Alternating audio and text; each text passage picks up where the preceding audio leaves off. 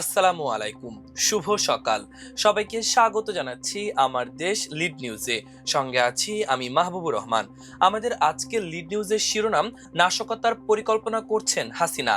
লিখেছেন ওয়াসিম সিদ্দিকী। চলুন দর্শক, আজকের লিড নিউজটির বিস্তারিত জেনে নেওয়া যাক। ভারতে বসে বাংলাদেশে নাশকতার ছক কষছেন মানবতা বিরোধী অপরাধে মৃত্যুদণ্ডপ্রাপ্ত পলাতক শেখ হাসিনা। দিল্লির লুটিয়েন্স জোনের সুরক্ষিত এলাকায় ভারতের আশ্রয়ে থাকা হাসিনার নির্দেশে এবং গোয়েন্দা সংস্থা রয়ের তত্ত্বাবধানে ঢাকা সহ দেশব্যাপী বহুমুখী নাশকতার পরিকল্পনার তথ্য পাওয়া গেছে বলে দাবি করেছেন গোয়েন্দারা। গত ২৪ ও ৩১ জুলাই দিল্লিতে তার বাসায় ২ দফা বৈঠকে নাশকতার পরিকল্পনা চূড়ান্ত করা হয়। এই চক্রান্তে যুক্ত করা হয়েছে ঢাকার আন্ডারওয়ার্ল্ডের পেশাদার অপরাধী ও ভাড়াটে কিলারদের। মাঠে নামানো হচ্ছে ভারত নিয়ন্ত্রিত ছদ্মবেশী জঙ্গি নেটওয়ার্ক, বিশেষ করে জামায়াতুল মুজাহিদিন বাংলাদেশ তথা জেএমবিকে। ভারত থেকে এই জেএমবির নেতৃত্ব দিচ্ছেন কার্যক্রম নিষিদ্ধ আওয়ামী লীগ নেতা মির্জা আজমের ভাগ্নে। এছাড়া নিষিদ্ধ ছাত্রলীগের সশস্ত্র ক্যাডারদের দিয়ে ককটেল বিস্ফোরণ, যানবাহনে হামলা ও অগ্নিসংযোগের পাশাপাশি ক্যাম্পাসে চলমান ছাত্রদল ছাত্র শিবিরের বিরোধকে উস্কে দিয়ে সংঘাত বাড়ানোর পরিকল্পনা। এতে ছাত্রলীগের কিছু সদস্য পরিচয় গোপন করে সংঘর্ষে ঢুকে প্রাণহানি ঘটিয়ে জুলাইয়ের আন্দোলনের সঙ্গে যুক্ত বিভিন্ন শক্তির মধ্যে বিভেদ সৃষ্টির পাশাপাশি সামাজিক যোগাযোগ মাধ্যমে উত্তেজনা ছড়িয়ে অস্থিতিশীলতা বাড়ানোর ছক রয়েছে। কোনো ক্যাম্পাস বা রাজনৈতিক কর্মসূচিতে বড় ধরনের প্রাণহানি ঘটলে তার অভিঘাত শুধু একটি শিক্ষা প্রতিষ্ঠান বা এলাকায় সীমাবদ্ধ থাকবে না। সামাজিক যোগাযোগ মাধ্যমে মুহূর্তেই তা ছড়িয়ে পড়ে রাজনৈতিক উত্তেজনা বহুগুণ বাড়িয়ে দিতে পারে। একই সঙ্গে এমপিওভুক্ত শিক্ষকদের যৌক্তিক দাবি দাওয়াকে কেন্দ্র করে রাজধানীতে বড় জমায়েত ঘটিয়ে সেটিকে সরকার বিরোধী আন্দোলনে রূপ দেওয়ার চেষ্টা হতে পারে। গোয়েন্দা ও পুলিশ সদর দপ্তর সূত্রে এসব তথ্য জানা গেছে। তবে স্বতন্ত্রভাবে এসব তথ্য পরিপূর্ণভাবে যাচাই করা সম্ভব হয়নি। গোয়েন্দাদের দাবি, সম্ভাব্য অস্থিরতার পরিকল্পনাকে ৪টি স্তরে দেখা হচ্ছে। প্রথম স্তরে রয়েছে নিষিদ্ধ আওয়ামী লীগ ও ছাত্রলীগের কর্মীদের ছোট ছোট দলের চোরাগোপ্তা ককটেল বিস্ফোরণ, গাড়ি ভাঙচুর কিংবা অগ্নিসংযোগ। দ্বিতীয় স্তরে রয়েছে ঢাকার আন্ডারওয়ার্ল্ডের কিলারদের ব্যবহার করে টার্গেট কিলিং। তৃতীয় স্তরে উগ্রবাদী তরুণদের ব্যবহার করে বোমা হামলা বা বিস্ফোরণ ঘটানো। আর চতুর্থ স্তরে রয়েছে বিভিন্ন পেশাজীবী ও শিক্ষক সংগঠনের স্বাভাবিক দাবি দেওয়ার আন্দোলনকে বৃহত্তর সরকার বিরোধী কর্মসূচিতে পরিণত করার চেষ্টা।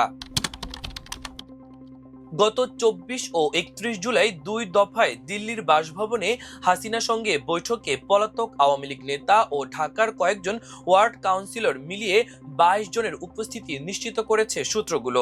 সাবেক বিতর্কিত স্বরাষ্ট্রমন্ত্রী আসাদুজ্জামান খান কামাল ছাড়াও এই হাই প্রোফাইল বৈঠকে উপস্থিত ছিলেন আওয়ামী লীগের দপ্তর সম্পাদক বিপ্লব বড়ুয়া, কলকাতায় বাংলাদেশ উপ হাইকমিশনের সাবেক ফার্স্ট সেক্রেটারি রঞ্জন সেন এবং ঢাকা মহানগরের আন্ডারওয়ার্ল্ডের সঙ্গে সংশ্লিষ্ট আওয়ামী লীগ ও যুবলীগের কয়েকজন নেতা এবং সাবেক কয়েকজন কাউন্সিলর। প্রথম দফায় ১২ জন এবং দ্বিতীয় দফায় ১০ জন এই বৈঠকে উপস্থিত ছিলেন। প্রথম বৈঠকে সাবেক স্বরাষ্ট্রমন্ত্রী কামাল ছাড়াও উপস্থিত ছিলেন ঢাকা দক্ষিণ সিটির ১৩ নং ওয়ার্ডের মোস্তফা জামান পপি, ঢাকা দক্ষিণ সিটির ২০ নং ওয়ার্ডের সাবেক কাউন্সিলর ফরিদউদ্দিন আহমেদ রতন, মোহাম্মদ মোকাদ্দেস হোসেন জাহিদ ২৪ নং ওয়ার্ড, মোহাম্মদ মারুফ আহমেদ মনসুর ১০ নং ওয়ার্ড, মোহাম্মদ আনিসুর রহমান ২ নং ওয়ার্ড, সালাউদ্দিন আহমেদ ৭০ নং ওয়ার্ড, আহমেদ ইমতিয়াজ মান্নাফি ৩৮ নং ওয়ার্ড, বিপ্লব বড়ুয়া আওয়ামী লীগের দপ্তর সম্পাদক, রঞ্জন সেন কলকাতাস্থ বাংলাদেশ উপ হাইকমিশনের সাবেক ফার্স্ট সেক্রেটারি। দ্বিতীয় বৈঠকে ঢাকা উত্তর সিটির অন্যতম কিলার হিসেবে পরিচিত এবং জুলাই বিপ্লবী শরীফ ওসমান হাদি হত্যাকাণ্ডের পর আলোচিত সাবেক ওয়ার্ড কাউন্সিলর তাইজুল ইসলাম চৌধুরী বাপ্পি ৬ নং ওয়ার্ড, ৪৯ নং ওয়ার্ড, মোহাম্মদ শরীফুর রহমান ৫১ নং ওয়ার্ড, মোহাম্মদ জাহিদুল ইসলাম মোল্লা ৪৬ নং ওয়ার্ড, সৈয়দ হাসান নূর ইসলাম ৩২ নং ওয়ার্ড, শেখ সেলিম ৩৮ নং ওয়ার্ড, মোহাম্মদ ইসহাক মিয়া ১৭ নং ওয়ার্ড, ডি এম শামীম ৫০ নং ওয়ার্ড, জাকির হোসেন বাবুল ১৮ নং ওয়ার্ড, ও মোহাম্মদ জনির অংশ নেওয়ার কথা জানা গেছে। 24 জুলাই বিপ্লবে হত্যাকাণ্ডের ঘটনায় মানবতা বিরোধী অপরাধের মামলায় মৃত্যুদণ্ডপ্রাপ্ত সাবেক স্বরাষ্ট্রমন্ত্রী কামালকে ফেরত চেয়ে বাংলাদেশ ভারতের কাছে আনুষ্ঠানিকভাবে চিঠিও দিয়েছে। জানা গেছে, হাসিনার সঙ্গে দুটি বৈঠকে অংশ নেওয়াদের একটি অংশকে রাজধানীর আন্ডারওয়ার্ল্ডের অস্ত্রধারীদের সঙ্গে যোগাযোগ স্থাপনের দায়িত্ব দেওয়া হয়েছে।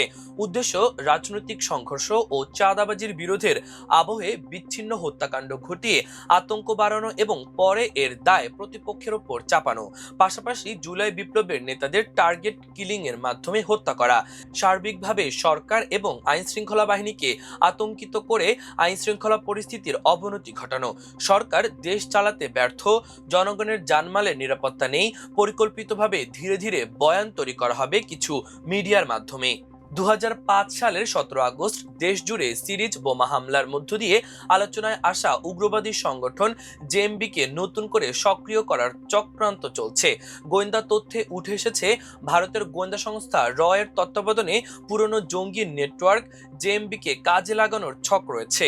এই মাস্টার প্ল্যানের মূল দায়িত্বে বসানো হয়েছে জেএমবির প্রতিষ্ঠাতা শায়খ আব্দুর রহমানের ছেলে এবং সাবেক এমপি মির্জা আজমের ভাগ্নে নাবিল আহমেদকে।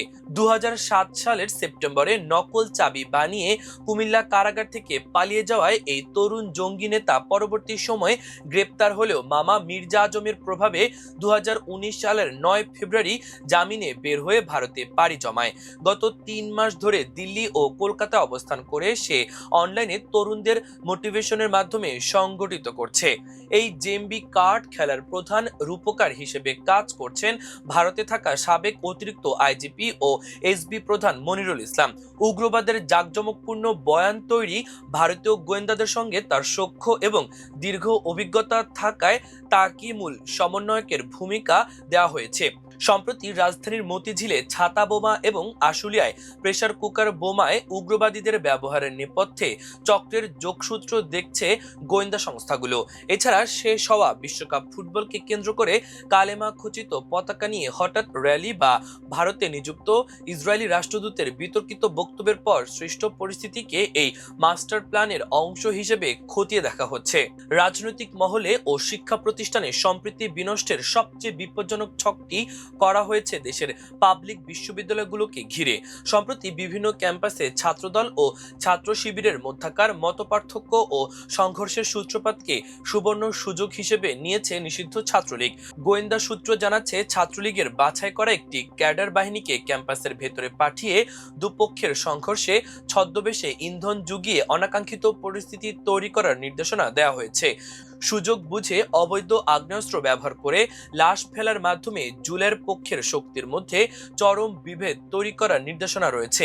এই রক্তাক্ত নীল নকশা বাস্তবায়নে অর্থের বিপুল যোগানের প্রধান উৎস হিসেবে নাম এসেছে ভারতে পলাতক গাজীপুর সিটির সাবেক মেয়র জাহাঙ্গীর আলমের।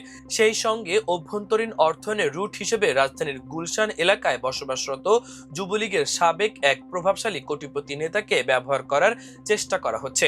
দেশের বড় বড় পাবলিক বিশ্ববিদ্যালয় ও কলেজগুলোতে ছাত্রদল ও ছাত্র শিবিরের সংঘাতের সুযোগে দেশীয় অস্ত্র নিয়ে এসব সংঘর্ষে ঢোকার পরিকল্পনা রয়েছে।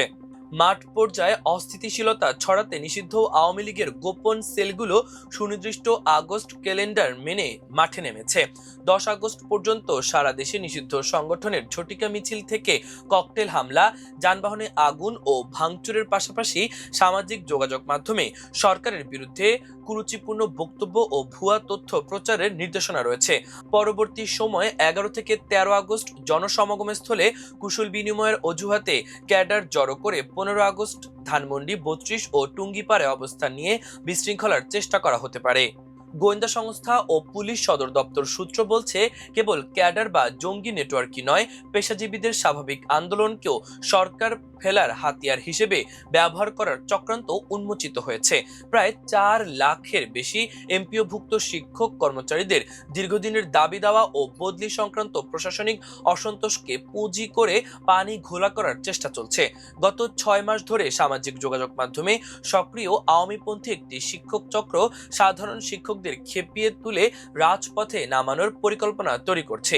দেশব্যাপী 8টি বিভাগে 5 জন করে সমন্বয়ক নিয়োগ দিয়ে পুরো শিক্ষক সমাজকে ঢাকায় এনে রাজপথ অচল করার এই পরিকল্পনার নেপথ্যে কাজ করছেন শাহানা নামের এক বিতর্কিত শিক্ষক নেত্রী, যার লক্ষ্য শিক্ষক আন্দোলনকে 24 জুলাই আন্দোলনের মতো সরকার পতনের প্ল্যাটফর্মে রূপ দেওয়া। সূত্রে আরও জানা গেছে, শিক্ষাঙ্গনকে অস্থিতিশীল করার প্রক্রিয়ার সবচেয়ে বড় ভয়াবহ তথ্য বেরিয়ে এসেছে দেশের পাবলিক বিশ্ববিদ্যালয়ের শিক্ষকদের একটি গোপন গ্রুপ থেকে। হাসিনাকে দেশে ফিরিয়ে আনার অনুকূল পরিবেশ তৈরিতে দেশের 22টি পাবলিক বিশ্ববিদ্যালয়ের অন্তত 404 শিক্ষক গোপনে কাজ চালিয়ে যাচ্ছেন।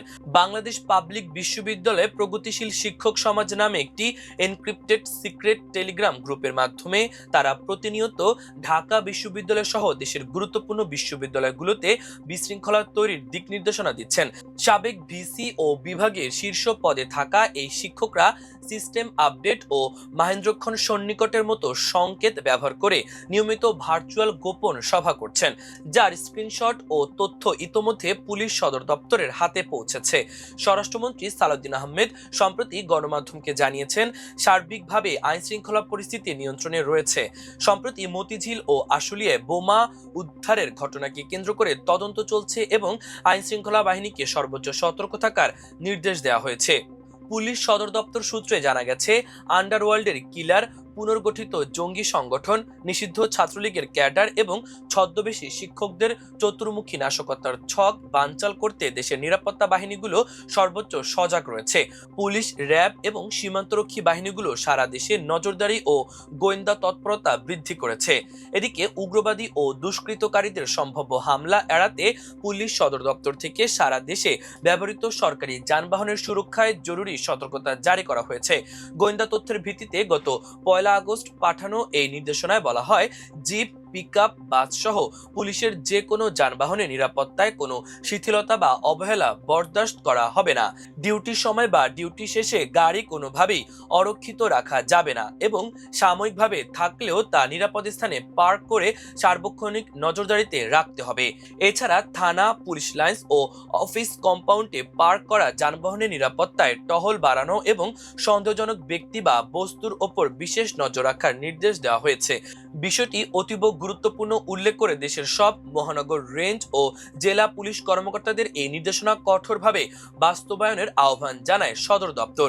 পুলিশের মুখপাত্র সহকারী মহাপুলিশ পরিদর্শক মিডিয়া AHM শাহাদাত হোসাইন বলেছেন, আইন শৃঙ্খলা বাহিনী সবসময় সতর্ক, তবে গোয়েন্দা তথ্যের ভিত্তিতে প্রয়োজন হলে অনেক সময় কিছু ক্ষেত্রে ও কিছু সময়ের জন্য বাড়তি নিরাপত্তা ব্যবস্থা নেওয়ার রেওয়াজ রয়েছে। প্রিয় দর্শক, আমাদের আজকের লিড নিউজের আয়োজন এ পর্যন্তই। আগামীকাল আরেকটি লিড নিউজ নিয়ে আপনাদের সামনে হাজির হব।